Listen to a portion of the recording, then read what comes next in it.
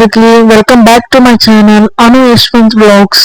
ఈ చలికాలంలో రొంప దగ్గు అనేది చాలా ఎక్కువ అవుతున్నాయి కదా, అలాంటి వారి కోసం దొండకాయలతో ఎప్పుడూ రొటీన్ గా చేసే ఫ్రైలు కాకుండా ఒక్కసారి ఇలా ట్రై చేయండి. రెసిపీ నేమ్ వచ్చేసి గుత్తి దొండకాయ కర్రీ. ఇది మా మమ్మీ నాకు ఎలా చేసి పెట్టేవారు, అదే మీతో షేర్ చేసుకుంటున్నాను. లేట్ చేయకుండా స్టార్ట్ చేసేద్దాం. నేను వీడియో క్లియర్ గా ఎక్స్ప్లెయిన్ చేస్తూ కుకింగ్ చేసేటప్పుడు కర్రీ ఫాస్ట్ గా ఎలా అవ్వాలో కూడా టిప్స్ ఎక్స్ప్లెయిన్ చేస్తాను, చూసేయండి. చింతపండును ముందుగా నానబెట్టుకుని పక్కన పెట్టుకోండి. అలానే కట్ చేసుకున్న 2 ఉల్లిపాయ ముక్కలు, అలానే ఒక టమాటోను చాలా మెత్తగా బ్లెండ్ చేసుకోండి. దీన్ని కూడా సైడ్ పెట్టేసుకోండి. మెయిన్ థింగ్ ఏంటంటే ఏ కూర వండినప్పుడైనా టేస్టీగా రావాలంటే ముఖ్యంగా ఫ్రెష్నెస్ అనేది చాలా ఇంపార్టెంట్. ఏ కూరగాయలైనా సరే చాలా ఫ్రెష్ గా ఉంటేనే ఆ కర్రీకి టేస్ట్ నెక్స్ట్ లెవెల్కి తీసుకెళ్తుంది.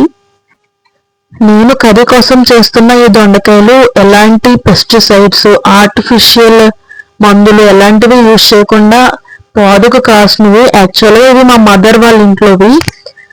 సో ఇప్పుడు దొండకాయలు 2 సైడ్స్ కూడా కట్ చేసుకొని 4 భాగాలుగా కిందన కట్ అవ్వకుండా కట్ చేసుకోవాలి. మీకు అర్థమైందని అనుకుంటున్నాను. వంకాయని ఎలా అయితే కట్ చేస్తామో గుత్తి వంకాయకి యాజ్ ఇట్ ఈస్ అలానే దొండకాయలకు కూడా కట్ చేసుకోవాలి. కట్ చేసుకునేటప్పుడు కేర్ఫుల్ గా కట్ చేసుకోండి, ఎందుకంటే 4 పార్ట్స్ విడిపోతాయి. అలా విడిపోకుండా కట్ చేసుకుంటే చాలు. కర్రీకి షేప్ అనేది ఇంపార్టెంట్ కదా టేస్ట్ తో పాటు. సో అందుకే ఇలా కట్ చేసుకున్నాను. మా మదర్ ఎప్పుడు చేసినా సరే ఒక్కటే టేస్ట్ వచ్చేది, నాకు చాలా బాగా నచ్చేది. నేను మా ఇంట్లో చేసినా సరే అత్తయ్య మావయ్యలు కూడా చాలా బాగుందని ఎప్పుడు దొండకాయలు కర్రీ చేద్దామన్నా ఇదే రిక్వెస్ట్ చేసి మరి అది ఫాస్ట్ గా అవ్వాలంటే కావాల్సినవన్నీ ముందుగానే రెడీ చేసి పెట్టుకోవాలి. చూసారు కదా, ఇలా అన్ని రెడీ చేసుకున్న తర్వాత స్టవ్ ఆన్ చేసుకొని మందపాటి కడాయి పెట్టుకొని ఆయిల్ యాడ్ చేసుకొని హీట్ అయిన తర్వాత గుత్తి దొండకాయల్ని వేసుకొని బాగా ఫ్రై అవనివ్వండి. ఇవి ఫాస్ట్ గా ఫ్రై అవ్వాలి. కర్రీ తినేటప్పుడు చప్పగా ఉండకుండా ఉండాలి అంటే ఇందులోనే చిటికెడు పసుపు, అలానే టేస్ట్ కి తగ్గట్టు సాల్ట్ యాడ్ చేసుకొని ఫ్రై చేసుకోవాలి. 10 నిమిషాల పాటు మూత పెట్టుకొని బాగా మగ్గనివ్వండి. ఇవి బాగా మగ్గితేనే పులుసులో వేసినప్పుడు టేస్ట్ ఉంటుంది, లేదు అంటే చప్పగా ఉంటాయి.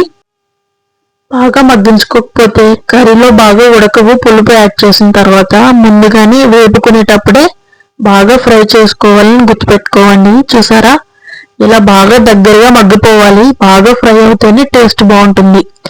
ఇవి సైడ్ తీసేసుకొని అదే కడాయిలో ఆయిల్ కనుక లేకపోతే మరి కొంచెం ఆయిల్ యాడ్ చేసుకొని జస్ట్ ఒక్క ఉల్లిపాయ అంటే ఒక్క ఉల్లిపాయని కట్ చేసుకొని 4 పచ్చిమిర్చిని యాడ్ చేసుకోండి. కారం అనేది మీ ఇష్టం, ఎంతైనా యాడ్ చేసుకోవచ్చు.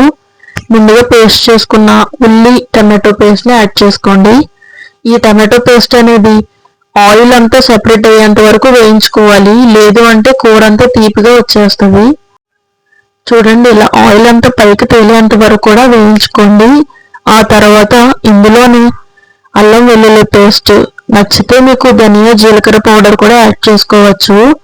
అల్లం వెల్లుల్లి పేస్ట్ అనేది పచ్చివాసన పోయేంత వరకు కూడా ఫ్రై అవనివ్వండి.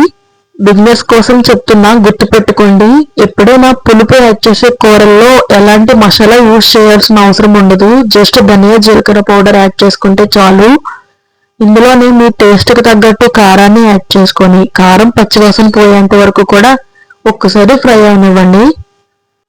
అలాగే ఉల్లిపాయలు తీపి రాకుండా ఉండాలంటే ఉప్పు పసుపులో వేయిస్తే త్వరగా ఫ్రై అవుతాయి, తీపి రాకుండా ఉంటాయి. ఇందులోనే ముందుగా వేయించుకున్న దొండకాయని యాడ్ చేసుకొని ఒక్కసారి ఆ మసాలా అంతా దొండకాయల్లోకి ఇంకేలాగా బాగా మగ్గనివ్వండి. ఈలోగా మనం ముందుగా నానబెట్టుకున్న చింతపండు గుజ్జును తీసుకొని 1 కప్పు యాడ్ చేసుకోండి. మరొకసారి ఆ చింతపండును కడిగి ఆ నీళ్లను మళ్ళీ ఒకసారి యాడ్ చేసుకోండి. ఒకసారి బాగా కలుపుకొని ఇదే స్టేజ్ లో ఉన్నప్పుడు సాల్ట్ అనేది ఒకసారి చెక్ చేసుకొని సరిపోయిందో లేదో చూసుకొని మూత పెట్టుకొని లో ఫ్లేమ్ లో మగ్గనివ్వండి. పులుపు అనేది దగ్గర పడేటప్పుడు కొంచెం కొత్తిమీరని యాడ్ చేసుకొని స్టవ్ ఆఫ్ చేసుకొని వేడి అన్నంలో గుత్తి దొండకాయ కూరను వేసుకొని తింటూ ఉంటే జలుబు దగ్గు ఉన్న ప్రతి ఒక్కరికి చిటికలో మాయమైపోతుంది. ఒక్కసారి రెసిపీని ట్రై చేసి కమెంట్ చేయండి. అలానే నా వీడియోస్ ఫస్ట్ టైం చూస్తున్నట్లయితే సబ్స్క్రైబ్ చేసుకోండి. మీ సపోర్ట్ అనేది నాకు చాలా అవసరం. నా ఛానల్ని సబ్స్క్రైబ్ చేసుకోవడం వల్ల మీకు ఎలాంటి నష్టము ఉండదు. నా నేమ్ పక్కన ఉన్న ఒక్కసారి సబ్స్క్రైబ్ బటన్ నొక్కితే చాలు. ఉంటానండి. Bye bye.